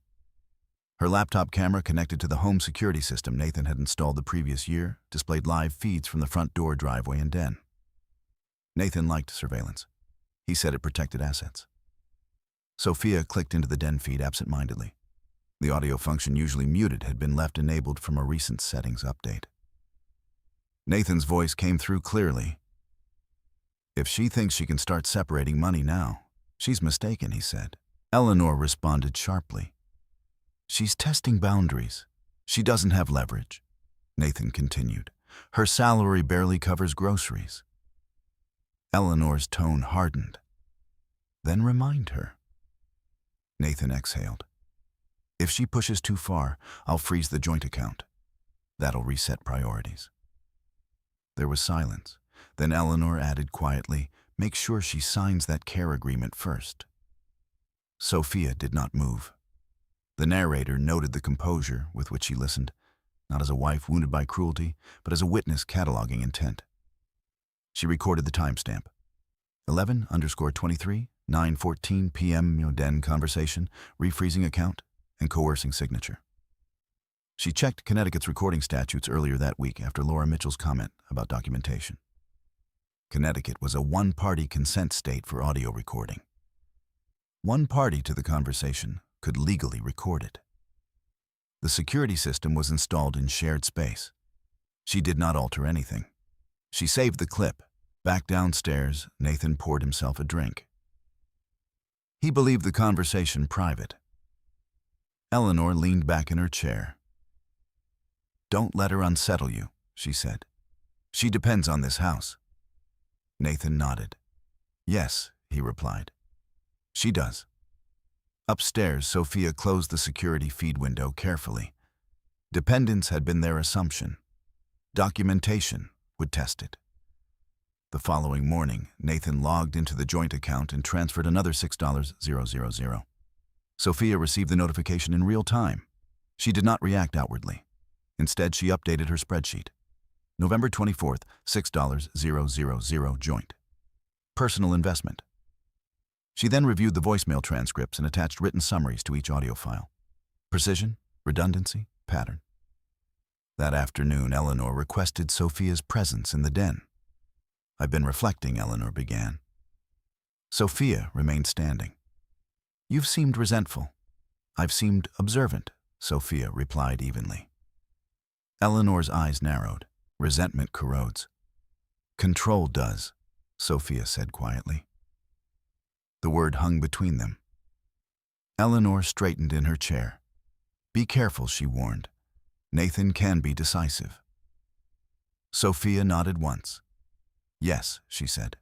So can I. The exchange was brief. It did not escalate. But something fundamental shifted. Later that evening, Sophia met with Andrew Doyle again via secure video call to finalize trust acknowledgement. Documents were displayed on screen. Beneficiary confirmation. Trust activation notice. Protective clause summary. She signed digitally. Her access privileges were updated immediately. Ms. Watson Doyle said formally the trust is now fully active. Distributions will follow the established schedule. Asset management remains under trustee oversight unless you request structural changes. Sophia inclined her head. Thank you. When the call ended, she sat alone in her office. Below her, Nathan reviewed Northbridge projections. The joint account balance had thinned further. He calculated how much more he could extract without triggering obvious strain. He assumed continued access. He assumed compliance. He assumed ignorance. Sophia opened a new document. Chronology, coercive financial control. She outlined. Undisclosed transfers. Threat to freeze joint account. Pressure to sign care agreement. Pattern of public misrepresentation. Audio evidence voicemail and den recording. She saved the document. Then she drafted an email. To Daniel Brooks, family law attorney. Subject consultation request. Financial transparency and protective measures. She had researched him, carefully experienced in high-asset marital disputes, discreet, methodical. She did not send the email immediately. Instead, she attached selected documents, bank statements, LLC registration, audio transcripts. Then she pressed send. The narrator understood the significance. Conflict had moved from domestic to procedural. The Reed household remained outwardly intact. Tea at 6, coffee at 6:15. Eleanor's shawl adjusted carefully. But beneath the surface, the architecture of control had been documented in their own voices. Nathan believed he could reset priorities by freezing access. He did not yet know that Sophia's access to nearly $300 million was legally insulated from him, nor did he understand that freezing a joint account during documented coercion could invite scrutiny far beyond marital disagreement. Sophia closed her laptop and turned off the lights. Silence filled the hallway. Control once recorded loses its invisibility. And invisibility had been Nathan's greatest asset. The letter arrived by overnight courier on a gray Monday morning. Sophia signed for it at the door while Eleanor watched from the den, her eyes narrowing slightly at the sight of official packaging. "Important?" Eleanor asked. "Work," Sophia replied calmly. It was not entirely untrue. She carried the envelope to her office and closed the door. The return address read, Carter and Doyle, Estate Law, Hartford, Connecticut. Inside was a formal notice of beneficiary activation, printed on heavy letterhead, accompanied by a summarized asset schedule and trustee certification documents. There was no ambiguity in the language. Miss Sophia Elaine Watson is hereby confirmed as primary beneficiary of the Watson Development Trust, effective immediately. Estimated asset valuation, $298, $417,000. Sophia read the number twice. It did not feel real, not in the cinematic sense. It felt procedural, structured, protected. The document reiterated what Andrew Doyle had explained earlier. Assets held in protective trust, separate property classification, no spousal entitlement absent voluntary commingling. Recommendation: independent legal review before disclosure. Sophia exhaled slowly. Upstairs, Nathan paced through a phone call. "I just need one more month," he insisted. "Liquidity is tightening. Liquidity." Sophia placed the estate documents into a secure folder in her desk and locked it. Then she reopened her email and saw a reply from Daniel Brooks. Subject: reconsultation, request Miss Watson. "I am available tomorrow at 2:00 p.m. Please confirm. Daniel Brooks." She replied with a single word: confirmed. At lunch, Eleanor commented on the envelope. "Courier services are expensive," she said casually. Sophia poured tea into her cup. It was prepaid. Nathan looked up briefly. "From who? Professional correspondence," Sophia answered. Nathan studied her for a moment longer than usual. "About what documentation?" He returned to his phone. That afternoon, Sophia prepared carefully for her meeting with Daniel Brooks. She compiled 6 months of joint account statements, Northbridge LLC registration, audio transcripts and files, proposed care agreement draft, trust activation notice summary copy. She organized everything chronologically, emotionally neutral, factually dense. The next day, she drove to Daniel Brooks's office in Stamford. Unlike Carter and Doyle's quiet grandeur, Brooks's firm was modern, understated, functional. Daniel Brooks was in his mid-40s, precise in posture and tone. He did not waste time on pleasantries. "Tell me what you need," he said. Sophia placed the folder on the table. "I need clarity." He skimmed the first few pages, bank statements, transfer summaries. He nodded once. Undisclosed LLC, joint account funding. She slid the audio transcripts forward. Threat to freeze account, pressure to sign care agreement. Brooks read carefully. His expression remained professional. "And this?" he asked, lifting the trust summary. Sophia met his gaze steadily. "Recently activated." He scanned the valuation line. He did not react outwardly. "That is significant," he said evenly. "Yes. Does your husband know now?" Brooks leaned back slightly. "Good." The word was not celebratory. It was strategic. He outlined the landscape clearly. "Inherited assets held in properly structured trust are generally separate property," he said. "However, if commingled with marital funds, that protection can erode." "I have not commingled," Sophia replied. "Continue not to." He tapped the audio transcripts, threatening to freeze joint accounts as leverage can constitute financial coercion, particularly if documented. "It is documented." Brooks nodded. "You have options." He outlined them. immediate financial separation and temporary restraining order on joint assets. Filing for divorce citing financial coercion and misrepresentation. Preemptive notice to prevent asset dissipation. Quiet preparation before formal filing. Sophia listened without interruption. What would you recommend, she asked. Brooks folded his hands. Preparation first, quietly. Once filed, dynamics shift. Sophia nodded. I prefer procedure, she said. Brooks allowed a faint, almost approving smile. Most people prefer confrontation. Procedure is stronger. He requested digital copies of all documents. She provided them via encrypted transfer. Before leaving, Brooks added one more note. If your husband becomes aware of the inheritance and pressures you to restructure it, document every interaction. I already do, Sophia replied. He believed her. Back in Westport, Nathan sat at his desk reviewing Northbridge's declining projections. He calculated how much more capital he could transfer without triggering overdraft alerts. The joint account had become tighter than he liked. He refreshed the page again. Meanwhile, Eleanor rearranged items in the den, muttering to herself about loyalty and gratitude. When Sophia returned home, Nathan was waiting in the kitchen. You've been out more lately, he observed. Yes. Doing what meetings? With who professionals? His jaw tightened slightly. Why the secrecy? It isn't secrecy, she replied calmly. It's independence. The word unsettled him again. What are you planning? He asked. Sophia held his gaze without flinching. Documentation. Nathan laughed, once sharp. You're acting like I'm the enemy. Sophia's voice did not rise. I'm acting like I'm responsible. For what? For myself. The silence that followed was heavier than any argument. Eleanor entered slowly, sensing tension. What's going on? Nathan looked at his mother. She's being distant. Sophia picked up her glass of water. I'm being precise. Eleanor's eyes flicked between them. Marriage isn't a contract negotiation, she said coldly. Sophia met her gaze. Everything is, she replied quietly. That night, Nathan logged into the joint account again. He initiated another transfer. The system paused. Transaction pending review.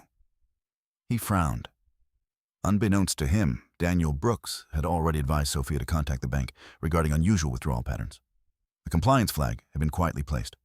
Nothing dramatic, just oversight. Nathan tried again, still pending. Upstairs, Sophia updated her chronology. December 2nd, transfer attempt, pending review. She did not smile. She did not celebrate. She closed her laptop and turned off the light. In Hartford, trustees finalized the first scheduled distribution allocation, restricted and insulated. Sophia's access to liquidity no longer depended on the Reed household. Nathan still believed he controlled the narrative. Eleanor still believed tradition would anchor compliance. But the ground beneath both assumptions had shifted. And soon, paperwork, not voices, would make that shift visible. Nathan noticed the freeze before he understood it. On Wednesday morning, he logged into the joint account intending to transfer another $9,000 into Northbridge. The previous attempt had shown pending review, which he had dismissed as a routine bank delay. This time, the screen displayed something different. Transaction restricted. Please contact financial institution. He refreshed. The message remained. His jaw tightened. From the kitchen, Sophia measured coffee grounds with the same steady precision she had used for years. Nathan, she called calmly, your coffee is getting cold. He did not respond immediately. He picked up his phone and dialed the bank. After several minutes, navigating automated prompts, a representative answered. Yes, Mr. Reed, the woman said politely. There appears to be a temporary review on the account due to flagged transfer patterns. Flagged, Nathan snapped. Flagged by who joint account holders may request review when unusual activity is detected. Joint account holders. The phrase landed like a crack in glass. Nathan ended the call abruptly. He walked into the kitchen slowly. Did you contact the bank? He asked. Sophia looked up from her mug. Yes. For what? For clarity. His nostrils flared. You had no right. It's a joint account. she replied evenly. I have equal access. Nathan leaned against the counter, his composure thinning. You're undermining me. I'm protecting myself. The words were quiet but firm. Eleanor entered the room at that moment. What's happening? Nathan turned toward her. She's restricting transfers. Eleanor looked at Sophia with sharp disbelief.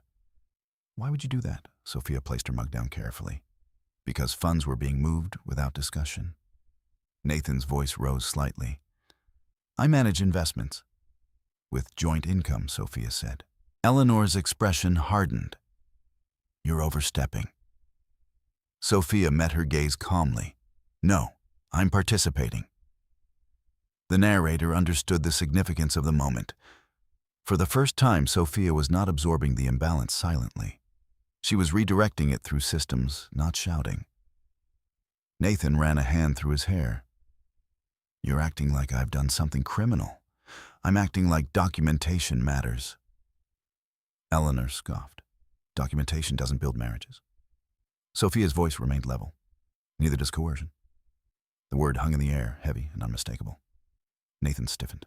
Coercion, the voicemail, Sophia said. Silence. Eleanor looked from one to the other.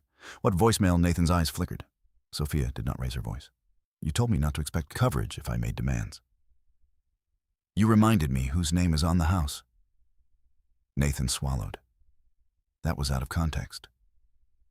It was recorded, she replied. Eleanor's face paled slightly. Recorded, Sophia nodded once. Yes. The room shifted. Nathan's authority had always relied on tone and presence, on reframing, on private intimidation that dissolved into public charm. Recording stripped that away. You recorded me, Nathan demanded. You called me, she said. You left a message. Eleanor's voice trembled, not with weakness, but anger. This is betrayal. Sophia did not react. No, she said softly. This is preservation. Nathan stared at her as though seeing someone unfamiliar. How long have you been doing this? He asked. Documenting, she clarified. Long enough? The narrator recognized the fracture line widening. Control falters when evidence accumulates. Nathan exhaled sharply and walked back toward his office. This isn't over, he said. Sophia watched him go. No, she agreed quietly. Later that afternoon, Nathan received an email he did not expect. Subject, Notice of Representation, from Daniel Brooks, Esquire, Mr. Read. Please be advised that I represent Sophia Watson in matters relating to financial transparency and asset protection. You are hereby instructed to preserve all financial records and refrain from transferring joint funds pending review. Further communication regarding these matters should be directed to my office. Daniel Brooks. Nathan read it twice. Watson, not Reed. He stormed downstairs. You hired a lawyer, he demanded. Sophia closed her laptop gently. Yes, for what exactly? For clarity. Eleanor appeared behind him. You're escalating this, she accused. Sophia remained seated. I'm formalizing it. Nathan held up his phone. You're threatening divorce. I'm protecting my interests. What interests? He snapped. Sophia stood slowly. My own. Nathan's face flushed. You have nothing without this house. Sophia's gaze did not waver. That's inaccurate. The simplicity of her response unsettled him more than argument would have. Eleanor stepped forward. What does that mean? Sophia looked at both of them calmly. It means assumptions are dangerous. Nathan laughed harshly. You're bluffing. Sophia did not smile. No. The silence stretched. Nathan's phone buzzed again. Another email. From Carter and Doyle. Subject, confirmation of beneficiary activation, Watson Development Trust. He froze. He opened it. The summary was brief, copied inadvertently to his shared email due to an autofill error Sophia had not yet corrected. The words were unmistakable. Primary beneficiary, Watson Development Trust. Estimated valuation, $298, 417,000. Nathan's breathing changed. He looked up slowly. What is this? He whispered. Sophia did not flinch. My inheritance. Eleanor's hand gripped the edge of the table. Inheritance, she repeated faintly. Nathan read the figure again. $300 million. Approximately, Sophia replied evenly. The narrator understood the dramatic irony completing its arc. Nathan had forced her to serve as staff. He had believed her financially dependent. Now the numbers contradicted him. Nathan stepped backward as if the room had tilted. "You never told me. It activated recently. And you didn't think to mention it. I was advised to consult independent counsel first." Independent? Eleanor's voice sharpened. "From your husband?" "Yes." Nathan's composure fractured fully now. "This changes everything," he said. Sophia regarded him steadily. "It changes my options." Eleanor's mind recalibrated rapidly. "My dear," she began, her tone softening artificially, "we are family. This should be shared." Sophia's eyes met hers. "The trust specifies otherwise." Nathan moved closer. "We can restructure it. Create a family trust. Pool resources." Sophia shook her head once. "No." The word was quiet. Absolute. "You can't be serious," Nathan said. "I am." Eleanor's voice trembled again, this time with urgency. "You owe this family stability." Sophia's expression did not change. Stability does not require surrender. Nathan's hands clenched. "You think this makes you untouchable?" Sophia met his gaze. "No," she said. "It makes me informed." The narrator saw the inversion clearly. The microphone had changed hands, not through shouting, not through humiliation, but through documentation, timing, and law. Nathan looked around the kitchen, the polished counters, the carefully maintained house he had claimed as his. The assumption of dominance had dissolved. And he had not seen it coming. Shock does not always explode. Sometimes it narrows into calculation. Nathan did not shout after the inheritance email surfaced. He did not slam doors. Instead, something colder settled over him. "How long?" he asked quietly. "Long enough," Sophia replied. Eleanor recovered faster than her son. "Well," she said, smoothing the front of her cardigan, "this is extraordinary news." Her tone had shifted. The tremor of indignation from moments earlier dissolved into something almost maternal. "My dear, why didn't you tell us sooner? We could have advised you." Sophia observed the pivot without commentary. "Independent counsel was recommended," she said evenly. Nathan stepped closer to the table, palms resting against the polished surface. $300 million, he repeated. "That's not something you handle alone." "I'm not alone," Sophia said calmly. "I have representation." The word representation hung in the air like a boundary line. Nathan's jaw tightened. "You hired a lawyer before talking to me." "I hired a lawyer because of you." Silence. Eleanor's eyes sharpened. "What exactly is that supposed to mean?" Sophia did not raise her voice. "It means threats to freeze joint accounts and pressure to sign financial agreements required clarification." Nathan's face flushed. "That voicemail was taken out of context. It was recorded in context," she replied. Eleanor turned to her son. "You threatened her." Nathan exhaled sharply. It was frustration. Sophia's gaze did not waver. It was leverage. The narrator understood that language, once precise, leaves little room for reinterpretation. Nathan straightened. "Fine," he said. "Let's talk practically." He pulled out a chair and sat down, steepling his fingers as though entering a boardroom negotiation. "The trust is yours," he said carefully. "Legally separate. I understand that."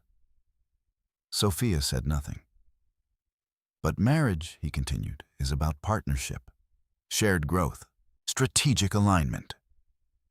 Eleanor nodded approvingly. "A family trust," she added, "managed wisely." Nathan leaned forward. "We could consolidate assets, increase diversification, position for generational wealth." Sophia folded her hands. "The trust already has generational protections." "You don't understand the scale of what we could do," Nathan insisted. "I understand the scale of what you already did," she replied quietly. The room went still. Nathan's eyes hardened. "You're punishing me." "No," she said. "I'm protecting myself." Eleanor's tone shifted again, less honeyed now, more pointed. "You would deny your husband participation in your success." Sophia met her gaze calmly. "I would deny coercion." Nathan stood abruptly. This is absurd. We built this life together. Sophia rose slowly as well. You built assumptions, she said.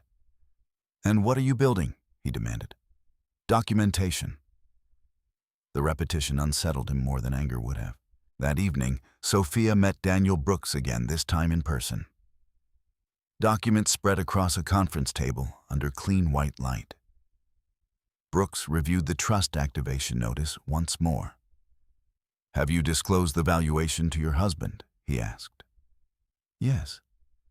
And his response, he proposed restructuring. Brooks nodded once. That was predictable.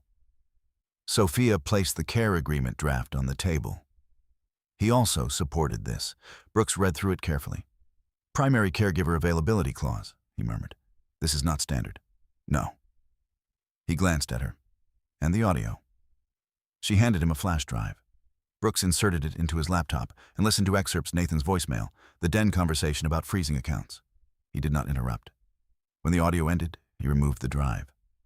This is significant, he said evenly. Legally, yes. It establishes intent to exert financial pressure.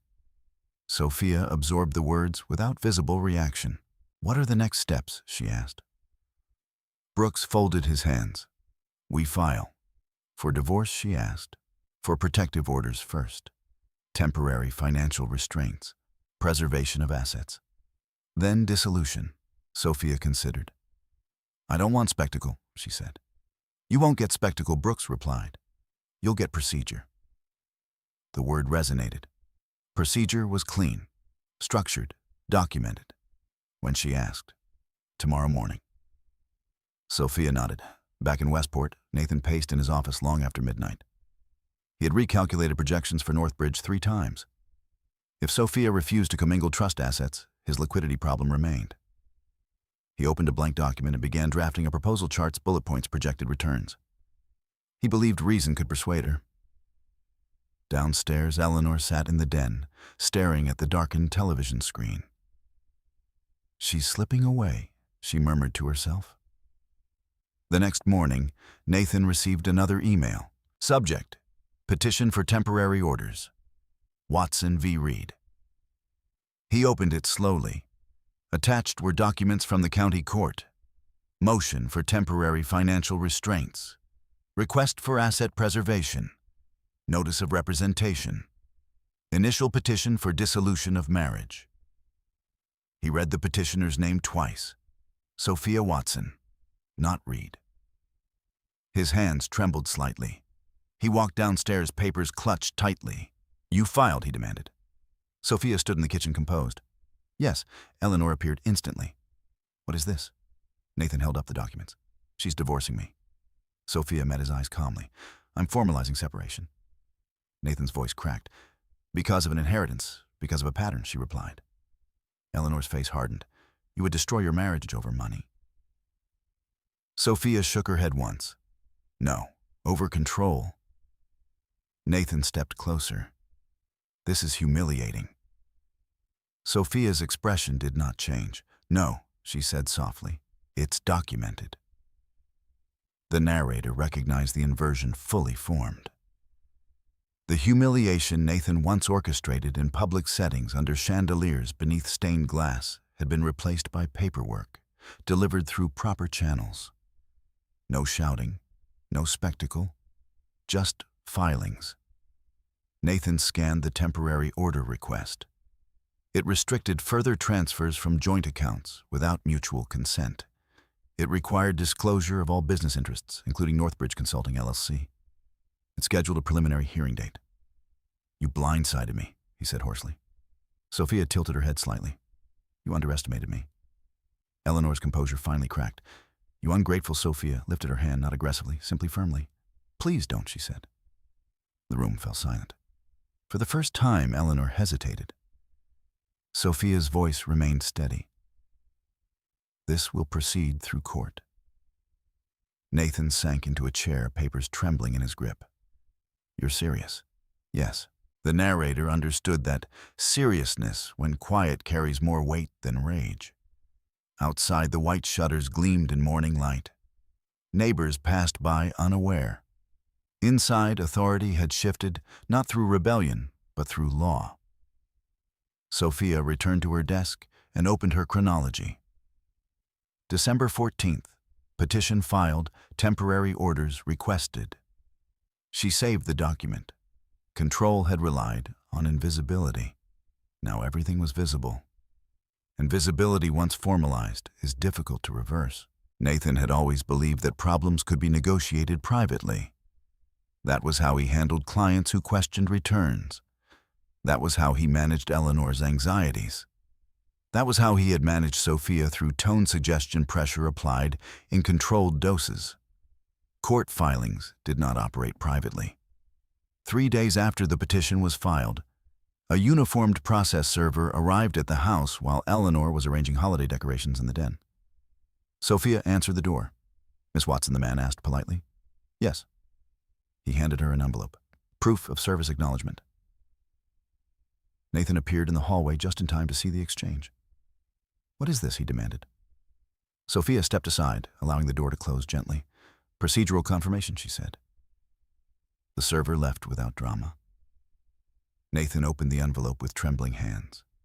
Additional documents, subpoena notice, financial records, request for production business entities, temporary restraining order, asset preservation. He read the language again and again, as if repetition might soften it. "You subpoenaed my business," he said hoarsely. Through counsel, Sophia replied calmly, "You're treating me like a criminal. I'm treating this like a legal matter." Eleanor's face flushed crimson. "This is disgraceful," she snapped. "You're dragging family into court." Sophia met her gaze without hostility. "I'm removing myself from control." Nathan's hands tightened around the pages. "They want Northbridge statements, operating agreements, tax filings. Yes, you're destroying my reputation." Sophia's voice remained level. "Transparency does not destroy reputations. It reveals them." The narrator understood the weight of that sentence. Nathan had relied on complexity to obscure risk. Now complexity would be examined under oath. Later that afternoon, Daniel Brooks filed an additional motion request for forensic accounting review. It was not accusatory. It was procedural. But the implication was clear. If marital funds had been diverted without disclosure, the record would show it. Nathan retreated to his office and dialed his own attorney. Within hours, he had retained counsel an aggressive litigator named Thomas Keller. Keller's first email to Brooks was curt. "My client disputes allegations of coercion and financial misconduct. We intend to challenge the scope of discovery." Brooks's reply was equally precise. "Discovery scope is supported by documented transfers and recorded statements. We welcome judicial review." Procedure escalated quietly. That evening, Nathan attempted something different. He knocked on Sophia's office door. "Can we talk?" he asked. She looked up. "We're talking. Through attorneys. I mean privately." Sophia closed her laptop but did not stand. "What would you like to say?" Nathan entered the room slowly. "You didn't have to go this far," he said. "I did. We could have handled this." "How?" she asked softly. He hesitated. "I would have stopped the transfers. You already threatened to freeze the account." That was frustration. It was leverage, she corrected. Nathan ran a hand over his face. "You're weaponizing the inheritance." Sophia's eyes remained steady. "I'm shielding it. You think I would take it from you. I think you asked me to sign documents without explanation." "Silence." Eleanor's voice floated faintly from downstairs, speaking on the phone to a friend. "After everything we've done for her." Nathan looked toward the sound. "You're humiliating my mother," he said quietly. "I'm separating legally," Sophia replied. "Humiliation is a byproduct of exposure." The narrator recognized the precision again. Sophia was not attacking. She was naming. 2 weeks later, the preliminary hearing arrived. The courtroom was smaller than Nathan expected. No audience, no spectacle. Just a judge, 2 attorneys, a clerk, and the parties seated quietly at separate tables. Sophia wore a gray suit, hair pulled back neatly. Nathan wore navy. Eleanor sat behind him, hands clasped tightly. Judge Elaine Porter reviewed the filings with efficient calm. "I have reviewed the motion for temporary financial restraints and the submitted exhibits," she said. "Exhibits." Brooks stood. "Your Honor, Exhibit A contains 6 months of joint account statements demonstrating repeated undisclosed transfers into a business entity solely owned by Mr. Reed." He handed the packet forward. "Exhibit B includes audio transcripts wherein Mr. Reed threatens to freeze joint accounts to compel compliance." Keller rose immediately. "Your Honor, context matters." Judge Porter lifted a hand. "Context can be argued at trial. At this stage, I'm assessing risk." She scanned the transcripts briefly. "Mr. Reed," she said, looking over her glasses, "did you state that you would freeze the joint account?" Nathan shifted in his seat. "It was frustration," he replied. "That was not my question." He swallowed. "Yes." The word echoed softly. Eleanor's grip tightened on her purse. Judge Porter nodded once. "Temporary financial restraints will remain in place pending full discovery. Both parties are prohibited from transferring or encumbering joint assets without mutual consent." She paused. "Additionally, I'm granting the request for forensic review of business entities funded through marital accounts." Keller began to protest again. The judge's gaze silenced him. "Mr. Reed," she continued, "threatening financial deprivation within a marital context is not advisable. Documentation exists. I recommend cooperation." Sophia did not look at Nathan. She looked at the judge. Procedure, clean, clear. Outside the courtroom, Nathan turned sharply toward her. "You made me look like an abuser," he hissed. Sophia met his gaze evenly. "I submitted records." Eleanor stepped forward. "This is vindictive." Sophia shook her head slightly. "No." Nathan's voice cracked. "What do you want?" Sophia considered the question carefully. "Autonomy." The narrator understood the significance.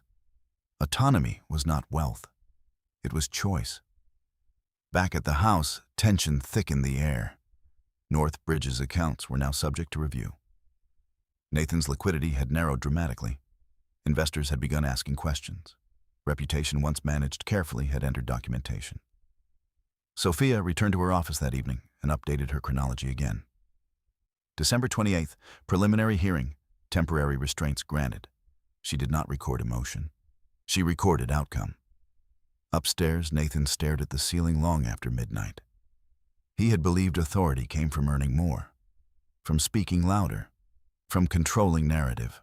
Now his words had been replayed in court, his transfers itemized, his assumptions dismantled. Sophia lay awake as well, but her breathing was steady. The inheritance remained untouched. The trust remained separate. The process had only begun. But already the imbalance had shifted from invisible to visible.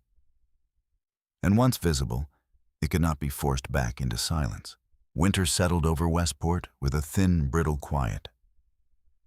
Inside the Reed house, silence carried a different texture now, less assumption, more awareness.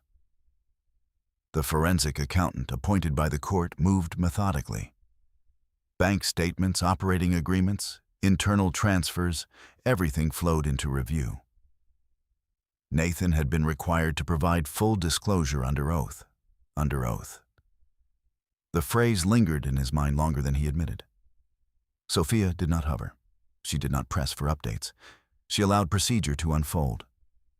3 weeks after the preliminary hearing, the mediation session was scheduled. Not a trial, not yet. A structured attempt at settlement. The mediation room was neutral beige walls, a long oval table, filtered light through half-drawn blinds. No elevated benches, no spectators. Sophia sat beside Daniel Brooks. Nathan sat across from her, Thomas Keller at his side. Eleanor was not permitted in the room. That boundary had unsettled her more than any filing. The mediator, a composed woman in her early 60s named Patricia Langford, opened the session without ceremony. "We are here to determine whether resolution is possible without extended litigation," she said calmly.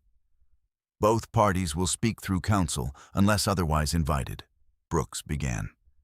My client seeks dissolution of marriage preservation of her separate inherited assets and equitable division of marital property. We have submitted documented evidence of undisclosed transfers and coercive financial statements. Keller responded smoothly.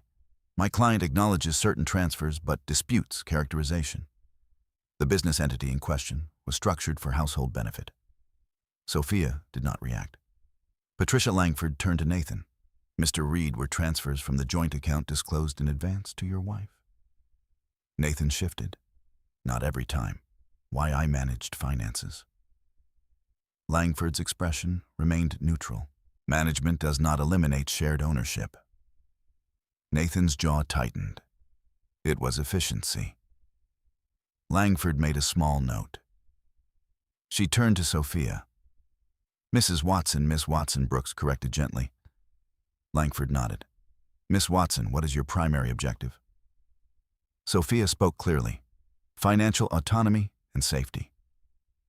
The word safety hung briefly in the room. Keller leaned forward. Are you alleging physical harm? No. Sophia said calmly. Financial coercion. Nathan exhaled sharply. That word again. Langford raised her hand slightly. Language matters, she said. And so does documentation. Brooks slid a folder forward. Exhibit C, audio transcript dated November 23rd. Langford read quietly. If she pushes too far, I'll freeze the joint account. That'll reset priorities. She looked up at Nathan. Did you make this statement? Yes, he said, quieter now.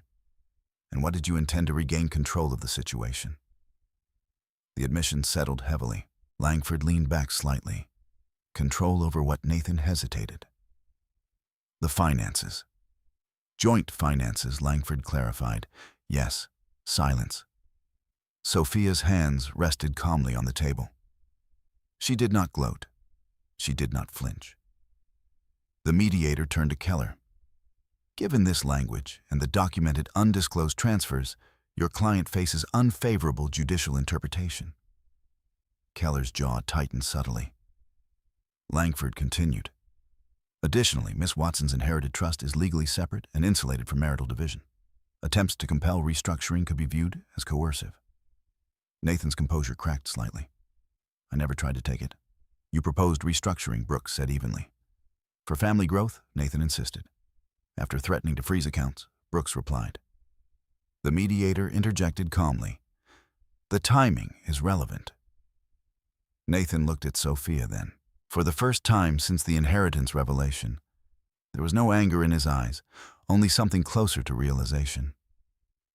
You were preparing for months, he said quietly. Yes, she replied. He gave a hollow laugh. I didn't even see it. Sophia met his gaze without cruelty. You weren't looking.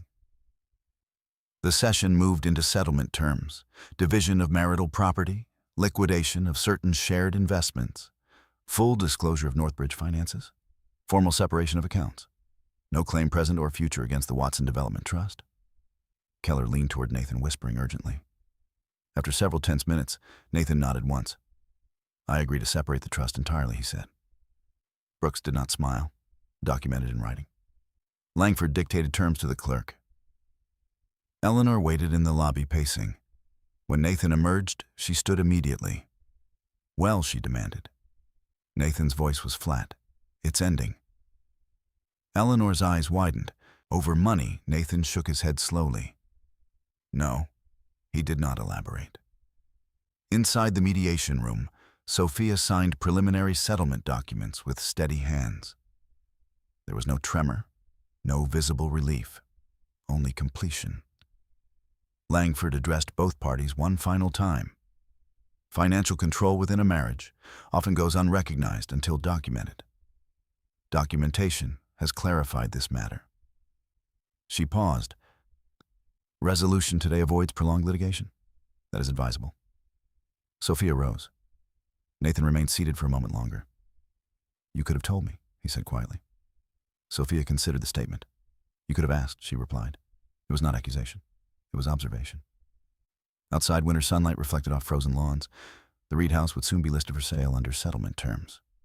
Eleanor would need to relocate. Northbridge would be audited. The Watson Trust would remain untouched.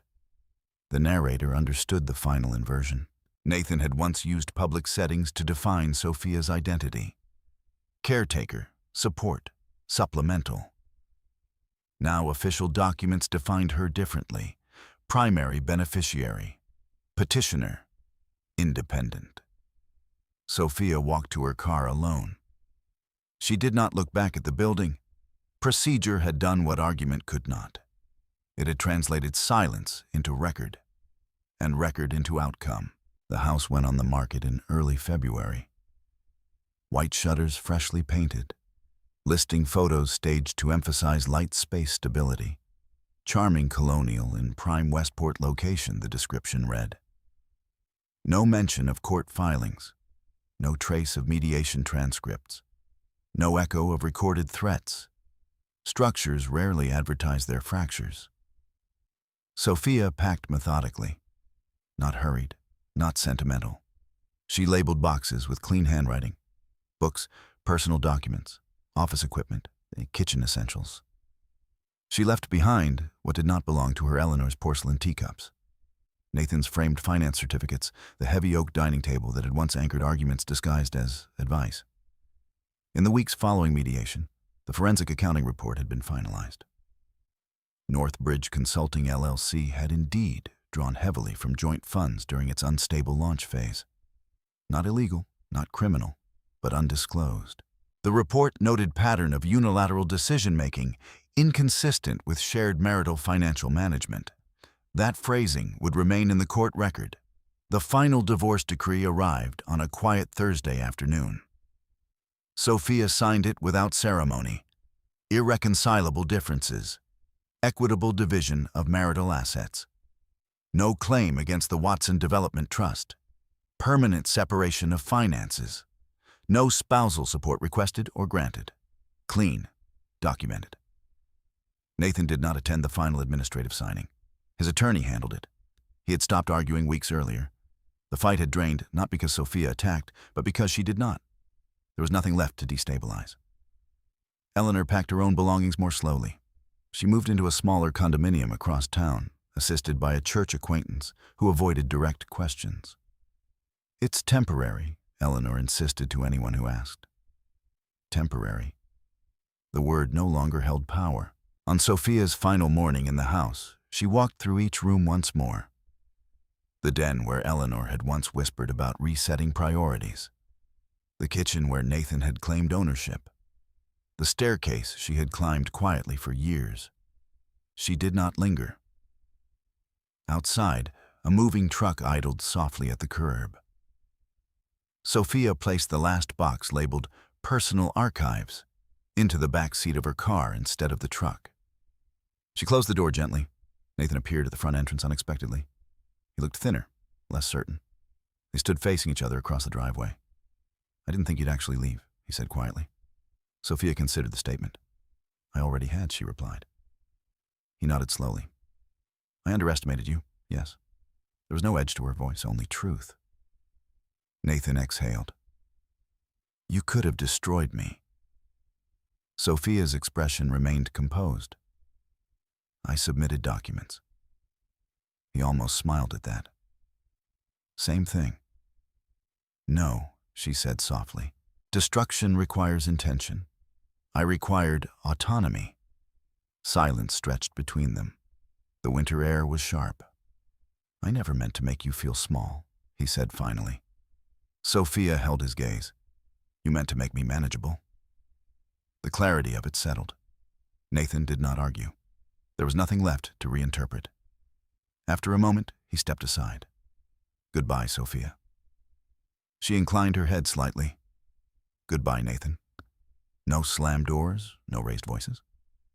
She drove away without looking in the rearview mirror. 2 months later, Sophia stood in a conference room in Hartford once again. This time, not as a beneficiary signing activation papers, but as the founder of a small private foundation, Harold Watson Foundation. Its mission was simple: provide legal literacy workshops for individuals navigating financial control and coercive domestic dynamics.